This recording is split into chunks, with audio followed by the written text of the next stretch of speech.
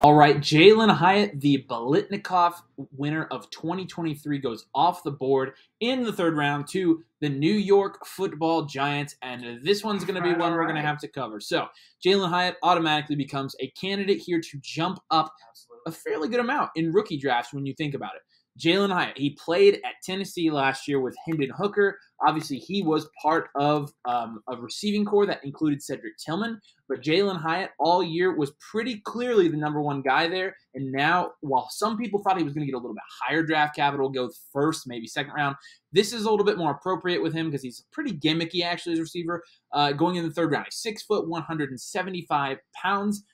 He's 21 and a half years old, and you look at his college stats last year, he had 67 receptions for 1,267 yards, a 21% target share, and 15 receiving touchdowns at Tennessee. That was his junior year. He's coming out now, and he won the, again, he is a decorated receiver, but really, tell us why this is more of the range we expected JALIN HYATT to go in personally, although he was being mocked higher. Yeah, I'll be the first to say I'm surprised that he got down to here, but at the same time, like you said, we're not, because we did question, and a lot of people in the Dynasty community did question his skill set variability. Like is he able to really come out of his own, I guess, little shell of just running down the field and being a field stretcher and just running a line and catching the ball for a 75-yard touchdown? Like, was he able to do that?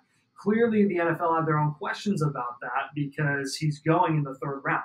That's very relevant draft capital for a wide receiver. And honestly, of all the places for him to land, I think the Giants is a great place for him to land because they don't really have a for sure wide receiver one in that offense. Correct, yeah. Wando Robinson is, honestly, I think would be the biggest candidate for that role, but he's coming off a torn ACL, and we don't even know what he's looking like coming into this season. Is he going to be ready day one? Will he be at full strength? Will he be 100%? Is it going to take him a while to come back?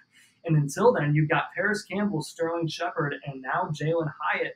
I'll tell you what, of those guys, I think I'd give JALIN HYATT good odds to be the lead receiver in that offense. Yeah. That being said, I think his ceiling is still going to be pretty capped there because they're going to lean heavily on Saquon Barkley. They're not going to shy away from Daniel Jones running the ball. There wasn't a ton of passing volume going around in that offense last year. And while I was wrong in my prediction that they would not draft a relevant receiver in this year's draft class, I still think I'll be right in them really running a similar offense to what they did last year with Daniel Jones' skill set. Yeah, and so I think you kind of nailed it, man. I think that he absolutely is going to have the opportunity in this offense, in this wide receiver core, to go in and be the wide receiver one.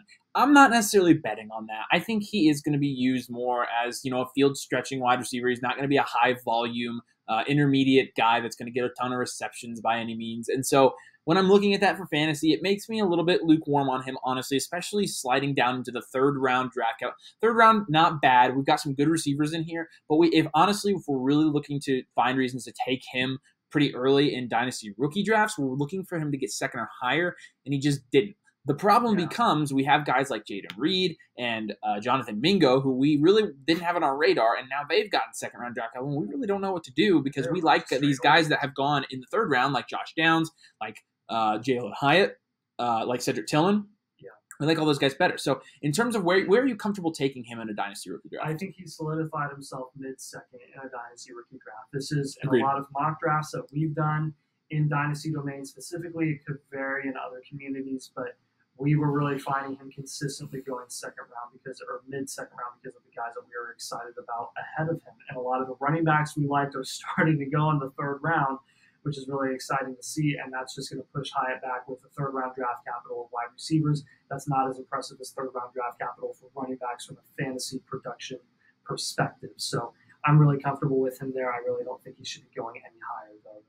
Yeah, absolutely. And I'm probably with you there. I think mid-second's the earliest I'd take him. However, you do also have to keep in mind that, he is going to be a value-safe pick for this entire rookie year, even if he doesn't do anything. So he will become a good pick if, you know, you're faced with only running backs and Jalin Hyatt might be the safest pick because you're getting somebody whose value is going to be insulated as receiver, because rookie wide receivers, again, they maintain their value at historic rates. So Jalin Hyatt will be no exception to that rule, and that's absolutely going to come into play when you're making your selections. If he's sliding into the late second round, you're absolutely looking to get him there. He's going to be somebody who you're willing to take a shot on getting third-round draft capital and being a wide receiver. His value is going to maintain itself fairly well, and now it's going to be time to see what Jalin Hyatt's made of and see if he is gimmicky or if he's the real deal. So it'll be interesting. Make sure you like the video. Make sure you subscribe to the channel. We've got content coming out all night tonight and continuing this content all offseason with all these rookies. So make sure you have liked the video and make sure you're subscribed to the channel. As always, we appreciate you guys joining us and watching, and we'll see you later.